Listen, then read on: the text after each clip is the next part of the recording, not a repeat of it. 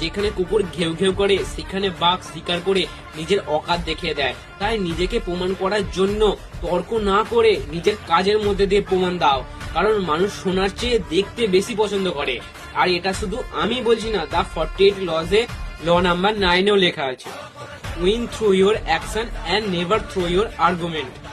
প্রায় সময় মানুষেরা যখন বুঝতে পারে যে সে সামনে জনসভায় পারবে না, হেরে যাবে, তখন মানুষ রেগে যায় এবং তর্ক শুরু করে, কারণ তার জেতার আর কোনো উপায় থাকে না। কিন্তু এরকম কাজ কুকুর এটা করে।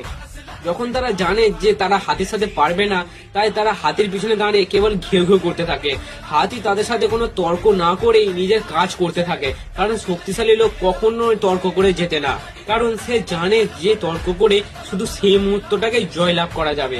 সে সবসময় কাজের মধ্যে দিয়ে যেতে, কারণ সে জানে সবাই তার কথাই বলে যে কিছু অর্জন করতে পেরেছে, তার কথা নয় যে বক বক করে গেছে।